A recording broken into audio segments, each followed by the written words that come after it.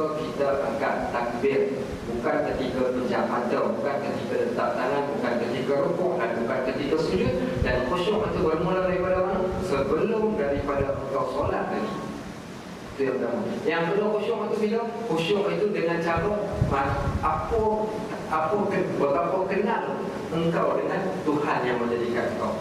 Kenal macam mana kita kepada Allah. Kalau tak kenal Allah, dia tak akan mendatangkan perasaan khusyuk, tak akan masuk khusyuk.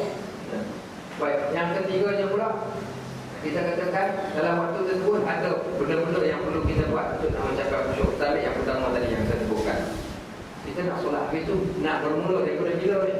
Baik, contoh, pagi besok kita nak datang solat subuh berjemaah, nak datang solat subuh berjemaah di masjid ataupun di surau.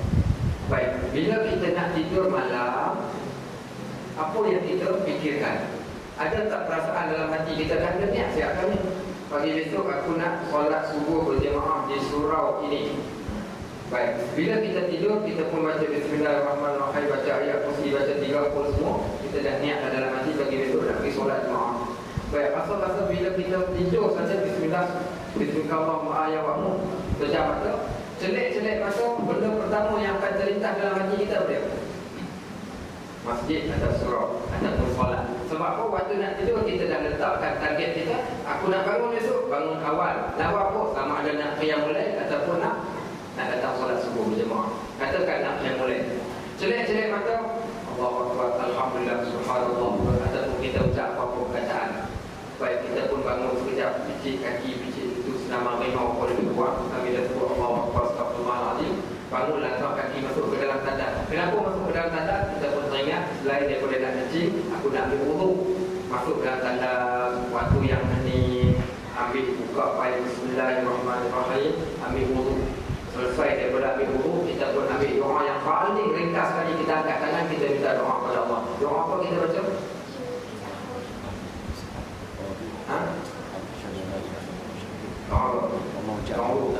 Koman, buat orang itu tak tahu. Paling koman, kamu tak tahu nak baca apa, nak baca apa? Syahadat. Asyhadu an la ilaha illallah wa asyhadu anna Muhammadar Rasulullah. Boleh? Last sekali kita keluar daripada tandas, apa kita nak baca? Doa keluar tandas. Dengan buka boleh nampak kelas pasti kat sini. Tak apa, benda simple, benda doa. Waktu keluar daripada tandas, yang tu kita sebut apa ni? Apa? Ini hafal semua doa tanda. Kalau tanda boleh hafal. Kalau kita ni, baik, yang paling pendek kita ambil yang paling pendek, iaitu kalimat ufrana. Baik, kenapa kita sebut ufrana?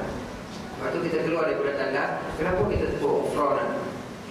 Apa makna ufrana? Keampunanmu ya Allah.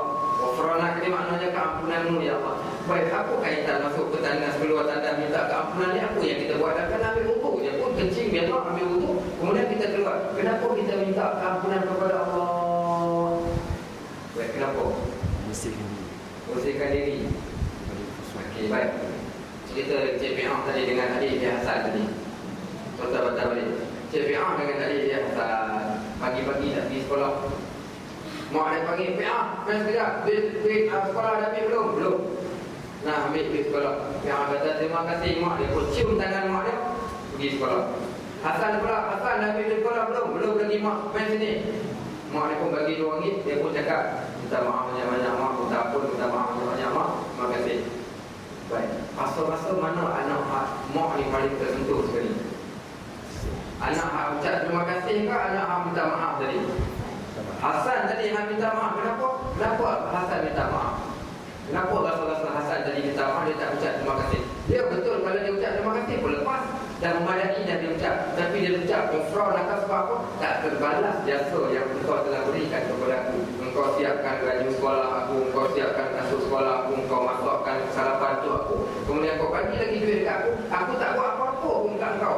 Maka tak cukup hanya sekadar aku nak ucapkan terima kasih kepada kau, melainkan aku kena ucapkan apa? Ufrah dan keampunanmu, maaf, minta maaf banyak-banyak. Tak terbalas saya. Baik, sebab tu kenapa kita sebut kalimah ufrah? Allah sebut di dalam Al-Quran. Kita selalu baca ayat tu. Wa in ta'udu ni'matallahi 'alaikum la tuhsuha. Kalau kamu nak kira nikmat Tuhan yang Allah berikan kepada kamu, kamu takkan mampu kira. Tapi orang baca ayat tu, orang tak baca ayat sebelum dia. Ada ayat sebelum daripada ayat tu, ayat apa? Allah Subhanahu wa ta'ala menyebut wa fima sa'altum. Kami telah berikan kepada kamu wahai manusia benda yang mencukupkan kamu. Allah berikan pelbagai benda kepada kita, nikmat yang tak terhingga, maka boleh kita balas. Baik, dia ada matematik solat. Kalau kita cek balik matematik solat, ni bukan apa, tidak bagi fikir supaya bila kita solat kita fikirkan benda ni, dia akan menghadirkan hati. Baik, kita solat sekali, kita solat berapa minit? 5 minit. Kalau orang yang cekap sikit, dia dah lama solat mungkin 3 minit. 5 minit ni baru belajar solat beginner. Dia solat 5 minit. Okay, kalau dah cekap jadi 3 minit ataupun 2 minit saja. Okey, baik, kita ambil dah 5 minit. Satu solat 5 minit. Kalau 5 kali solat 25 minit. 5 minit waktu kecederaan. So jadi 30 minit. Sehari kita akan menghabiskan 30 minit untuk solat. Baik. Kita makan sarapan pagi berapa minit? Setengah jam. Okey, kalau ada buat kat kedai kita setengah jam lah paling kurang. Tak apa, kita ambil setengah jam makan. Makan tengah hari setengah jam. Jadi 60 minit. Makan malam setengah jam. Jadi 90 minit. Okey, 90 minit. Baik. Kemudian kita mandi sehari berapa kali? Kena musim panas kita mandi, ambillah 2 kali pun okey lah. 2 kali mandi. Sekali mandi 10 minit boleh? 15 minit. Okey, 2 kali mandi setengah jam. Okey, mandi setengah jam, 2 kali mandi. Baik, apa dia lagi? Kita tidur.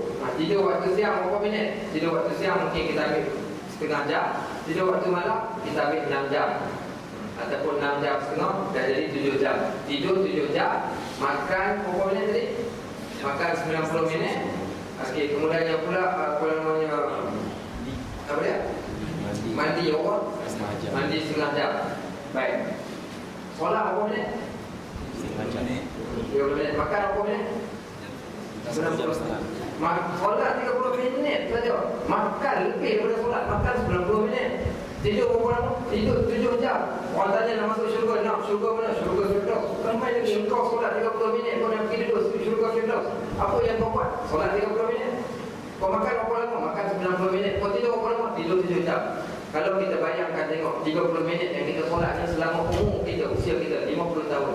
50 tahun jumlah solat sehari, apa namanya, 30 minit kita akan dapat jumlah dia. Tapi kalau kita bayangkan yang kalau kita darabkan 90 minit yang kita makan tadi didarabkan dengan 50 tahun, berapa puluh tahun kita ambilkan dekat makan berbanding berapa puluh tahun kita ambil dekat solat.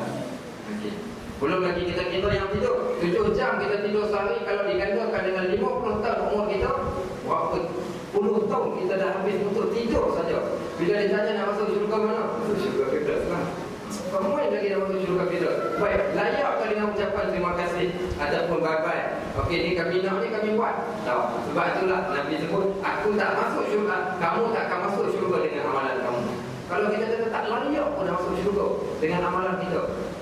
Sehingga sahabat bertanya, wala anta ya Rasulullah, bahkan engkau pun ya Rasulullah, engkau tak akan masuk syurga dengan amalan kau? Kata Nabi, ya wala ana, tidak, aku pun sama, aku tak akan masuk syurga dengan amalan aku. Masuk syurga sebab apa? Dengan rahmat Allah. Rahmat Allah yang menjadikan kita masuk syurga. Sebab itu bila keluar saja daripada tandas, kita sebut kalimah ghufranak. Keluar daripada masjid, kita sebut kalimah ghufranak. Apa tujuannya? Kerana nikmat yang kita terima terlalu banyak, tak berbaloi pun dengan apa yang kita buat. Ini cerita yang solat simpul-simpul. Walaupun kita solat hebat sekalipun, nak bandingkan dengan apa yang kita dapat, tak boleh nak bagi. Kalau fail dari sudut audit, kalau dia auditkan kat situ kita dah kalah, awal-awal lagi dah terlentang.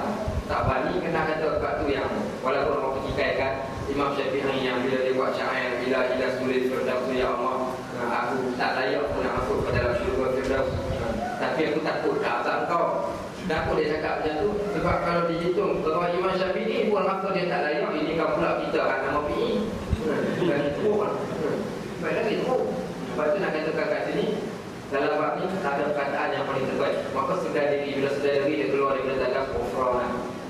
Dalam hati dia dah ingat Allah ni. Kemudian dia pula keluar daripada rumah, pakai baju semua siap, solat sunat 2 rakaat, solat sunat wudu, pakai baju dah siap, datang ke masjid atau datang ke surau. Langkah kaki itu dia pun teringat, dia pergi mengaji hadis. Kata Nabi SAW, mana-mana tapak kaki yang melangkah kaki pada 2 solat ni. Solat pun solat di waktu gelap gelita, solat asyak dengan solat subuh berjemaah, maka banallahu lahu baitan fil jannah, Allah nak bina satu rumah bagi dia kat dalam syurga, satu istana bagi dia kat dalam syurga. Hadis yang lain, mana-mana orang yang berjalan dalam keadaan gelap gelita pergi solat berjemaah, di waktu subuh dan juga di waktu isyak. Apa dia antaranya? Maka setiap langkah kaki dia akan mengangkat darjat, setiap langkahnya akan menghilangkan dosa-dosa yang dia lakukan. Langkah kaki, Allah Akbar, nikmat Allah bagi aku, ya Allah dapat pahala yang banyak, ya Allah syukur, ya Allah takut Allah. Sampai dekat masjid. Sampai dekat masjid, tiba-tiba muadzin pun azan. Kita sampai awal, muadzin pun azan. Azan pula azan semerah padi. Oh, lagi syaitan langkah kat kalbu ni. Azan semerah padi. Azan kerami tu. Azan rambut, azan. Kita dah dengar duduk dia. Kemudian kita pun angkat takbir solat ketika mana solat. Angkat saja takbir. Kalau kita jadi imam lagi-lagi dah boleh terasa. Ataupun kita jadi makmum, angkat saja takbir Allahu Akbar. Cukup dengan kalimah sebutan Allahu Akbar itu pun boleh mengalirkan kalimah itu.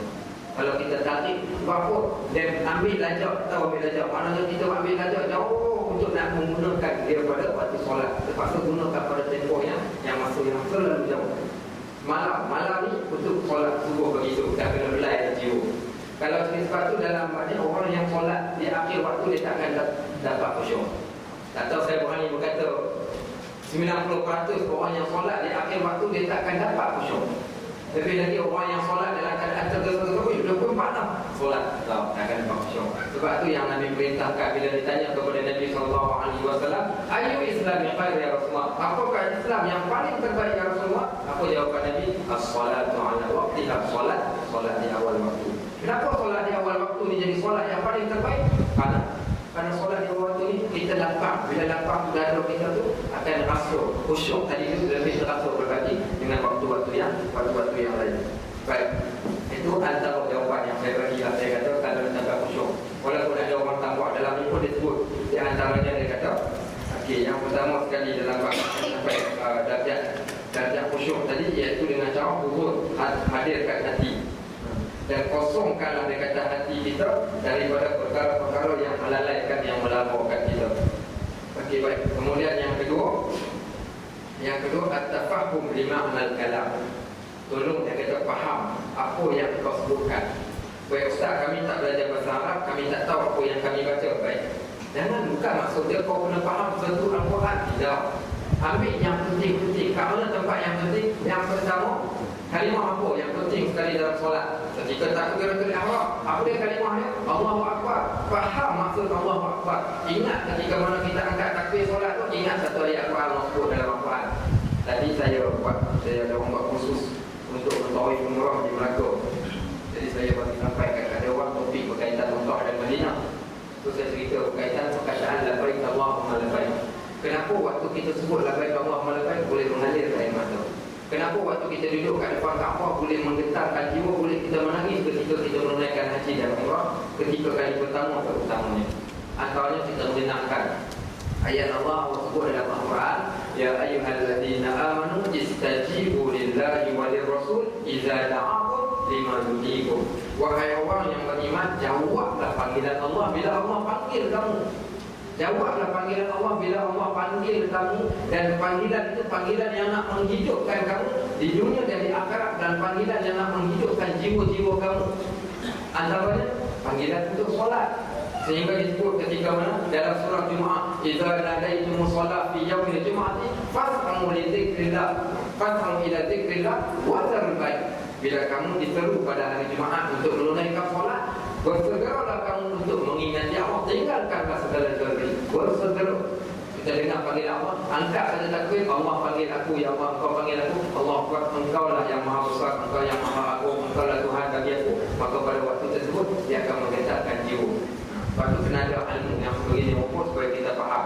So dia kata faham maksud setiap perkataan tadi.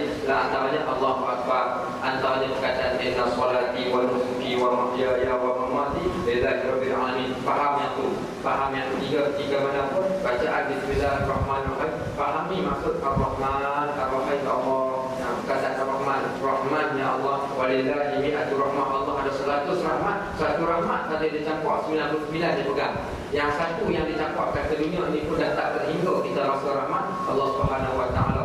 Baca pula start daripada alhamdulillahirabbil alamin sampai pada ayat iyyaka na'budu wa iyyaka nasta'in, dan juga ayat ihdinas siratal mustaqim. Dua ayat itu cukup menggetarkan jiwa kalau kita betul-betul memahami pada maksudnya.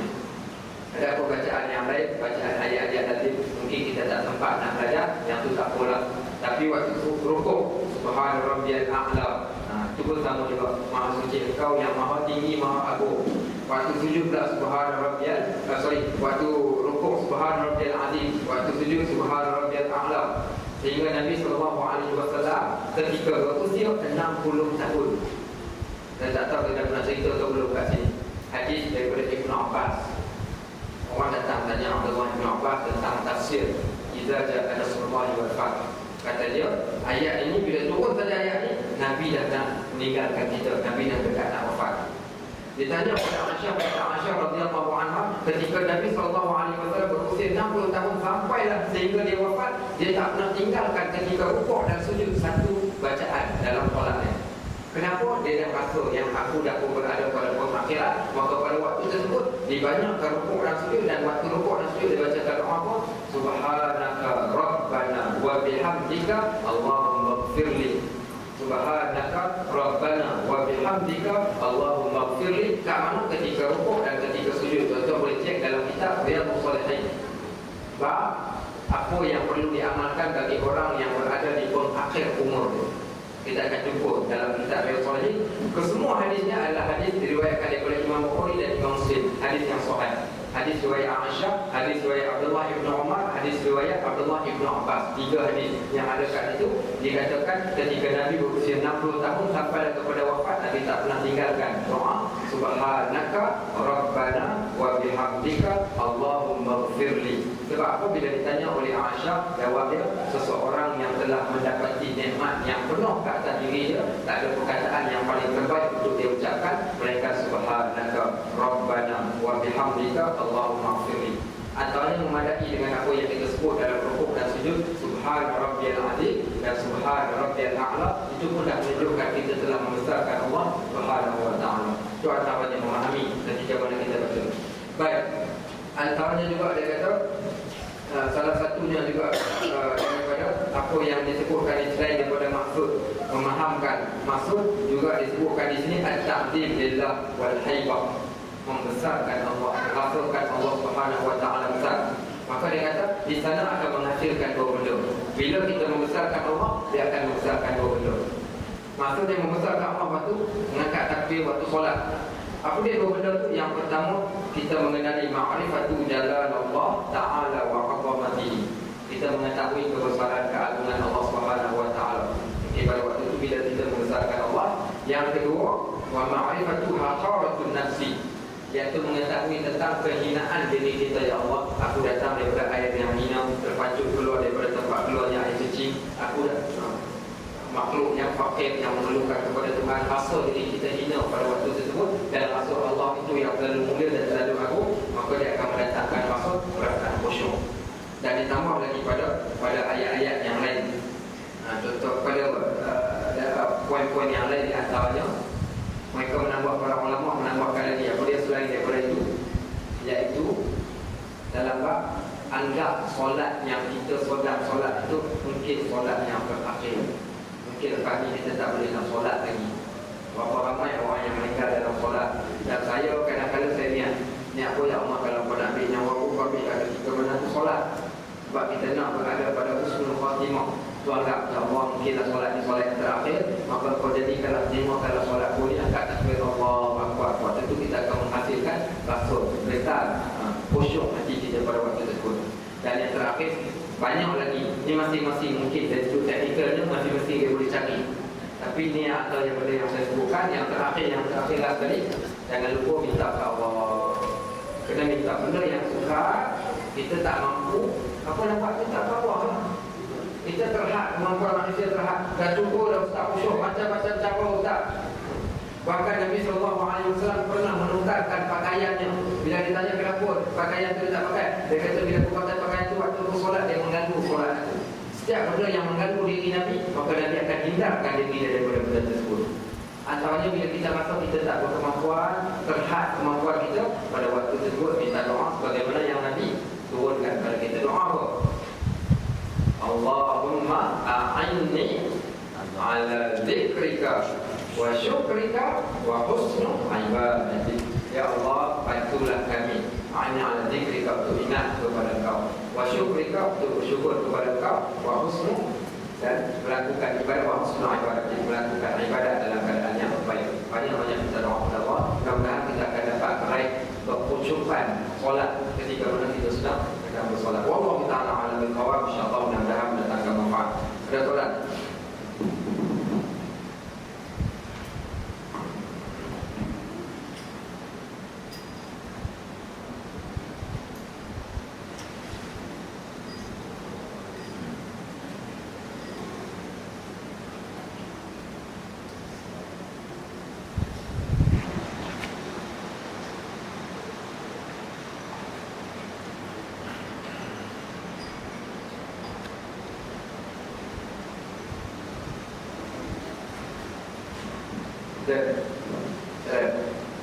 Ada ibu-ibu dah solat.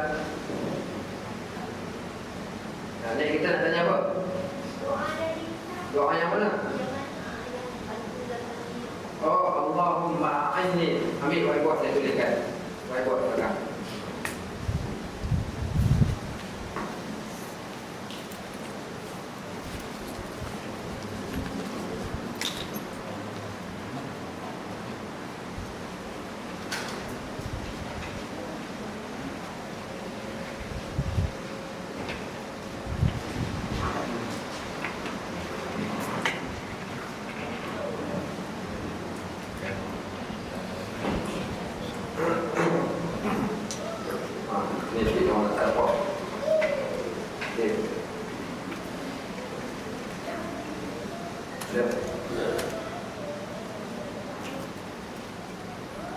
Okay, kita ambil doa yang pertama tadi, doa yang Nabi tak pernah tinggal semenjak berusia 60 tahun hingga wafat. Doa yang pertama, Subhanaka Rabbana wa bihamdika Rabbana wa bihamdika Allahumma ighfirli Subhanaka Rabbana wa bihamdika Allahumma ighfirli. Okey. Maha suci Engkau, Tuhan kami, segala puji bagi Engkau, ya Allah, ampunilah dosa kami. Ini baca waktu ketika waktu rukuk dan juga waktu sujud. Doa yang kedua, doa minta bantuan supaya kita dapat ingat Allah, minta Allah bantu kita supaya ingat kepada Dia, dan juga bersyukur dan juga melakukan ibadat dan keadaan yang baik. Allahumma a'inni ala dzikrika wa syukrika. Ada berat.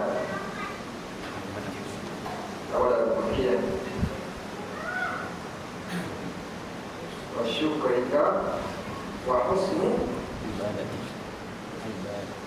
ibadati.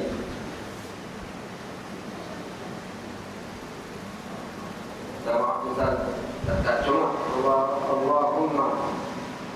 Allahumma a'inni ala dzikrika wa syukrika wa husnu ibadatik. Ya Allahumma a'inni ala dzikrika wa syukrika wa husnu ibadatik. Ya Allah, bantulah aku untuk ingat kepada Kau, bersyukur kepada Kau, dan melakukan ibadah yang baik. Baik. Wallahu ta'ala a'lam bishawab. Dan lagi